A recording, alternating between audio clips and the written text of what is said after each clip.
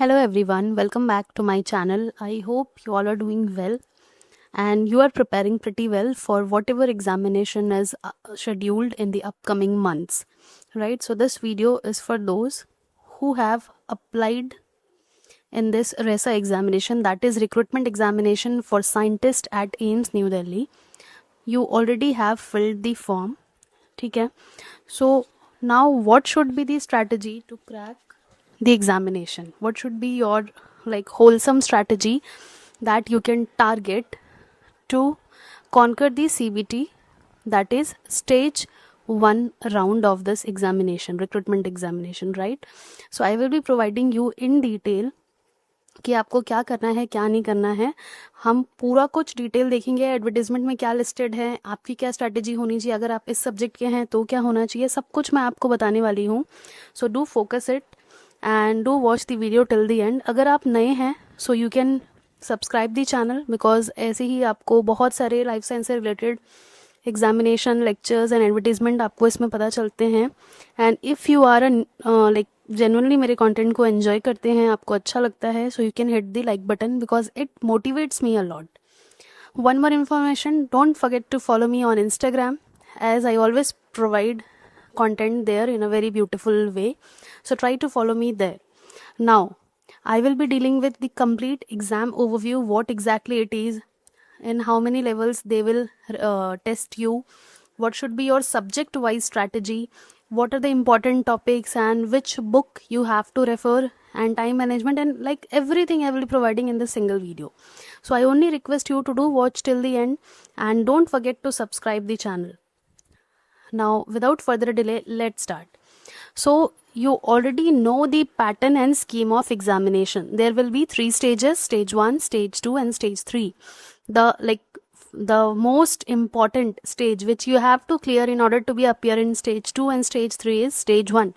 यानी कि सबसे पहले आपको stage 1 निकालना होगा, जो कि है आपका मेन रिटन राउंड, यानी ऑब्जेक्टिव क्वेश्चंस वाला राउंड, जो है कंप्यूटर बेस्ड टेस्ट. ठीक है, ऑब्जेक्टिव राउंड ये होगा पूरी तरह से. एंड इसी रिक्रूटमेंट एग्जामिनेशन में you will be having descriptive written test also, यानी कि ऑब्जेक्टिव आप देके क्लियर करेंगे.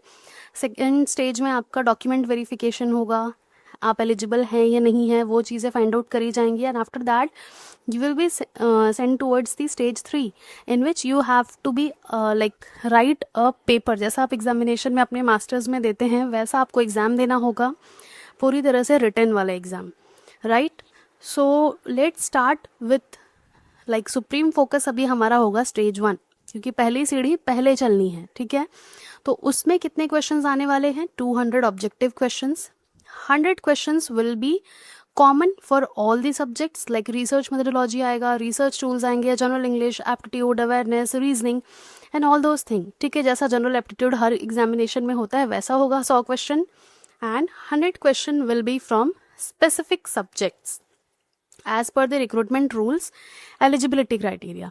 यहाँ पे अब एक बात आती है कि 100 क्वेश्चन तो कॉमन रहेंगे सबके लिए. जो नेक्स्ट 100 है, it will be subject specific, whatever you have opted as per the recruitment rule, eligibility criteria. ठीक है, तो मैं आपको बताने वाली हूँ आज इसी वीडियो में कि उनके लिए आपका अप्रोच क्या होना चाहिए. अगर आप अलग अलग सब्जेक्ट से आप इसे देना चाह रहे हैं तो कैसे पढ़ें. I will also share the previous ICMR scientist B examination experience. ठीक है, उस एग्जामिनेशन में क्या हुआ था, स्टूडेंट्स को क्या क्या डिफिकल्टीज आई थी, ताकि आप इस एग्जामिनेशन में वो गलतियां ना करें. ठीक है, नाउ सी, आपको पैटर्न समझ में आ गया. स्टेज 1 पे हमें फोकस करना है. तो सबसे पहले देखते हैं स्टेज 1 में जो फर्स्ट 100 क्वेश्चंस जो आने वाले हैं, जो कि कॉमन रहेगा हर सब्जेक्ट वाले के लिए, उसमें क्या क्या चीज़ें हैं. So it is mentioned that you will be asked questions related to research methodology, research tools, general English, aptitude, general awareness. Now see, whenever you are getting a syllabus like this way, bullet में बस 5 topics mention कर दिया है, it becomes difficult कि what to study and what to don't include in your study, what not to include in your study. ठीक है, तो research methodology इसमें अब ये vast है काफ़ी. रिसर्च मेथोडोलॉजी में बहुत सारी चीज़ें हैं. ठीक है, पूरा रिसर्च मेथोडोलॉजी जो हम अपने पीएचडी के कोर्स वर्क में ही पहला पेपर हमारा होता है रिसर्च मेथोडोलॉजी। तो यहाँ पे ये एक यूनिट जैसा है, लेकिन you have to make it thorough कि आप क्वेश्चन सॉल्व कर पाएँ। ठीक है, रिसर्च टूल्स में बहुत सारी चीज़ें आ जाएंगी, लाइक इसमें आपका रिसर्च डिज़ाइन से लेके एंड कौन कौन से टूल्स हैं, writing tools, plagiarism detection tool, and there are so many different tools जिससे आपका रिसर्च आप करते हो, ईज करते हो अपने रिसर्च को। तो ये भी एक वास्ट टॉपिक है। जनरल इंग्लिश होगा, एप्टीट्यूड रीजनिंग होगा, जनरल अवेयरनेस होगा जिसमें थोड़े जीके के क्वेश्चंस होंगे। हो सकता है कि रिसेंट जो साइंस से रिलेटेड पूछा जाए या स्पोर्ट्स से रिलेटेड पूछा जाए, या जो भी जिस फील्ड में भी जो करंट अफेयर्स हैं जो चल रहा है लेटेस्ट वाले, वो आपसे पूछा जाए। ठीक है, now your core subject according to the eligibility. जैसे अगर आप सब्जेक्ट्स जो जो मेंशन्ड है मैं आपको बता देती हूँ। जैसे कि अगर आप बायोस्टैटिस्टिक्स से हैं, ठीक है, बायोस्टैटिस्टिक, एंड इसके अलावा क्लिनिकल ट्रायल से भी आपने फिल करा हो सकता है। ठीक है, नाउ सी, अब अगर बायोस्टैटिस्टिक की बात करें तो उसमें आपका qualification, what is the qualification required? PhD in biostatistics, right?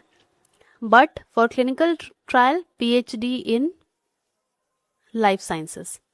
ठीक है, मैं ये सब इसलिए बता रही हूँ ताकि आपको आगे जो मैं स्ट्रैटेजी बताने वाली हूँ वो दिमाग में समझ में आ जाए। ठीक है, क्लिनिकल ट्रायल के अलावा जो इम्पोर्टेंट है जिसमें आपने अप्लाई किया होगा, एपिडेमियोलॉजी।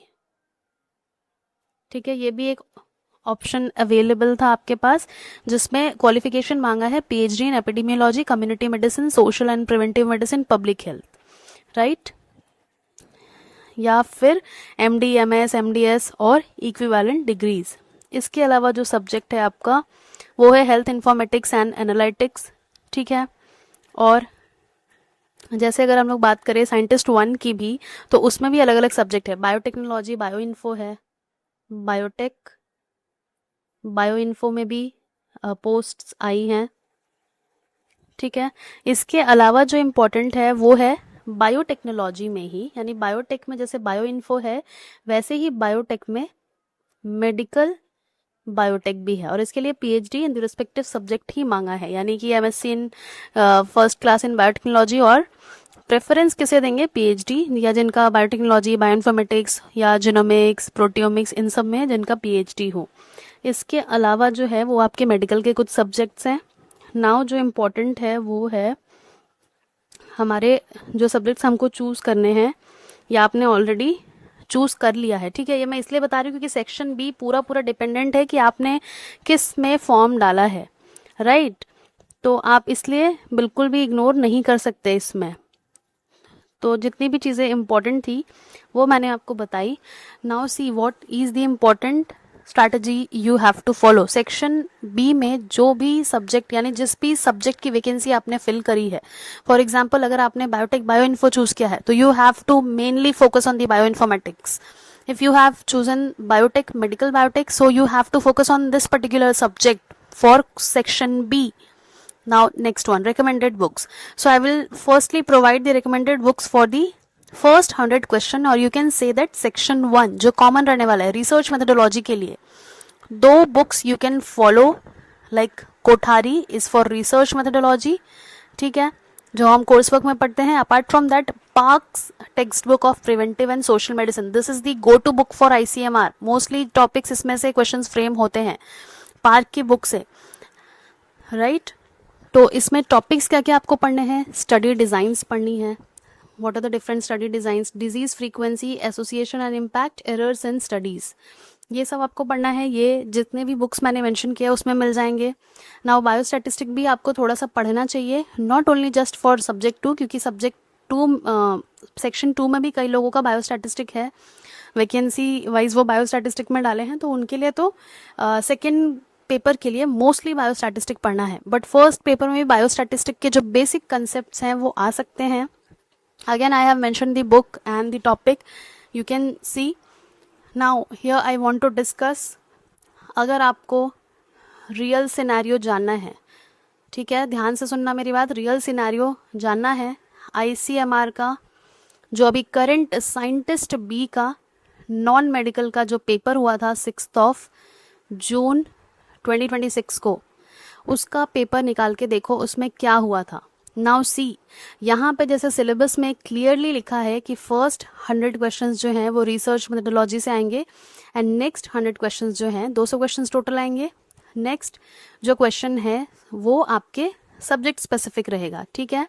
बट ये चीज़ मिसिंग था किसमें, जो ये वाला एग्जामिनेशन हुआ था, ठीक है. दे हैव मेंशन्ड कि सारा कुछ रिसर्च मेथोडोलॉजी से, बायोस्टैटिस्टिक्स से, बायोएथिक्स से, इन सब से आएगा. बट मोस्टली जो टॉपिक्स पूछे गए थे, यानी कि जो सिलेबस उन्होंने दिया था उससे सिर्फ 20 to 25% ही क्वेश्चंस थे. Most of the questions were from life science specific subjects, right. So try to avoid though that mistake this time. उस टाइम पे भी मैं बहुत बोलती थी सभी स्टूडेंट्स को कि बेसिक लाइफ साइंसेज हर एग्जाम में आना चाहिए, माइक्रोबायोलॉजी आना चाहिए, but they have ignored, they have stick to the prescribed syllabus. Now this time you have to follow. आपके तो इसमें लिख ही दिया है स्पेसिफिकली कि 100 आपको रिसर्च मेथोडोलॉजी के क्वेश्चंस आएंगे एंड 100 आपको subject specific. So try to include all of the basic areas of life sciences. One more suggestion, try to solve the questions of this examination. मेरे ही चैनल पे मिल जाएंगे क्या क्या क्वेश्चंस आए थे. अगर आपको वीडियो नहीं मिल रहा है तो मैं आपको बता दूंगी. बट प्लीज़ प्लीज़ प्लीज़, अगर आप ये एग्जामिनेशन के लिए प्रिपेयर कर रहे हैं, अगर आपको एक ओवरव्यू चाहिए कि कैसे क्वेश्चंस आते हैं, do watch the paper analysis video at my channel, जहाँ पे मैंने आपको क्लियरली बताया है कि क्या क्या क्वेश्चंस आपको पूछे गए थे, ताकि आपको फेयर आइडिया हो कि इस एग्जामिनेशन में क्या क्या क्वेश्चंस आ सकते हैं, right. Now recommended book for, ये भी टॉपिक जो था वो साइंटिस्ट बी में आया था, लेकिन आपको पता होना चाहिए sensitivity, specificity, PPV, NPV, likelihood ratio, क्योंकि ये रिसर्च मेथोडोलॉजी का ही पार्ट है, ठीक है. बुक्स भी मैंने मेंशन किया है. ये कम्युनिकेबल डिजीज नॉन, अगर आप मेडिकल बायोटेक फिल कर रहे हो तो आपको ये इंपॉर्टेंट हो जाएगा, और ये बेसिक लाइफ साइंसेस का पार्ट है. कम्युनिकेबल डिजीज, नॉन कम्युनिकेबल, और इनसे डिफिकल्ट क्वेश्चंस नहीं आते. वैक्सीन पे क्वेश्चन आएगा, पॉजिटिव एजेंट पे आएगा, वेक्टर पे आएगा, इन सब चीज़ों पे क्वेश्चंस आएंगे. बायोएथिक्स का भी आपको बेसिक जो है वो पढ़ सकते हो. Now I have already provided one crash course, ठीक है.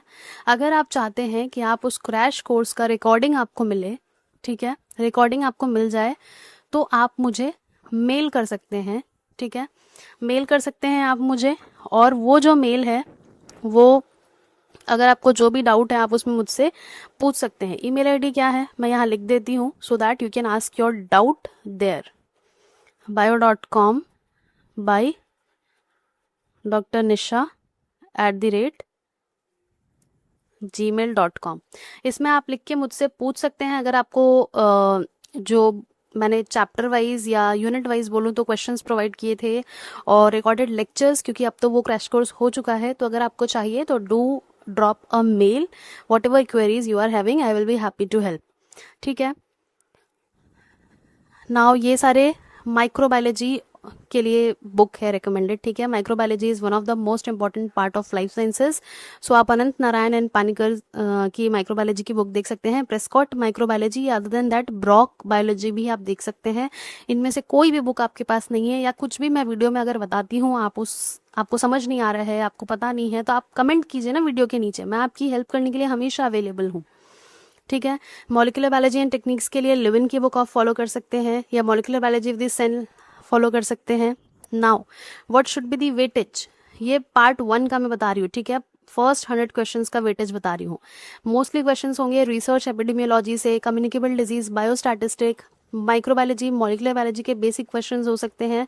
बट इस टाइम पे एक और चीज़ जुड़ जाएगी, इंग्लिश, ठीक है, जीके, और इसके अलावा एप्टीट्यूड, ठीक है, जो उस टाइम पे इंक्लूडेड नहीं था. इंग्लिश, जीके, एप्टीट्यूड, ये सब आपको पढ़ना है.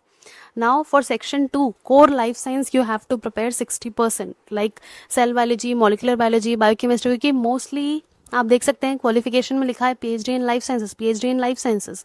तो अगर वो ऑप्ट कर रहे हैं तो आपको क्वेश्चंस भी उसी के अकॉर्डिंगली पूछे जाएंगे. तो यहाँ जितने टॉपिक्स मैंने मेंशन करे हैं, you have to study it without even thinking कि ये आएगा कि नहीं आएगा, ठीक है.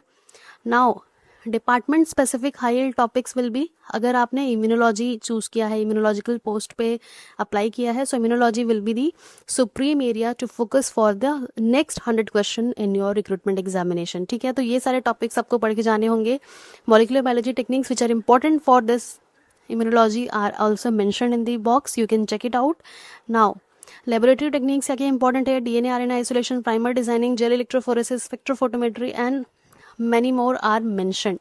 So you also have to be pro in the laboratory equipment, how to use a diagnostic technique, how to diagnose a particular disease through rapid kit, through molecular diagnostic. इन सब चीज़ों पे फोकस करो क्योंकि आपका जॉब ही उन सब चीज़ों से रिलेटेड रहने वाला है.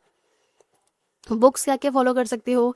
QB immunology, Lehninger, Alberts, Watson. ठीक है, जो टॉपिक का आपको नोट्स नहीं मिल रहा है, do comment below in any of my video. I will be provide you the exact book with page number. ठीक है. Now mistakes to avoid, preparing only life science, ignoring, ये दोनों तो हो ही नहीं सकता क्योंकि 100 क्वेश्चन इसके 100 क्वेश्चन इसके रहने वाले हैं. मॉक टेस्ट नहीं दोगे तो प्रिपरेशन अपना जान नहीं पाओगे. ठीक है, आई will be providing you the like mock test also after some time. Revision नहीं कर रहे हो, बस पढ़े जा रहे हो. ठीक है, studying new topic in the final week. Exam के आते ही नए नए टॉपिक्स पढ़ने लगते हो, डेट आते ही लास्ट एक हफ्ते में, वो भी नहीं करना है. Memorising without understanding the concept, रट्टाफिकेशन नहीं करना है, समझ के सॉल्व करना है. ठीक है, so I hope you like it. Thank you so much for watching. And also अगर आपको कोई डाउट हो रह गए हो अब भी, so you can write in the comment section. I will be happy to help. See you in the next one.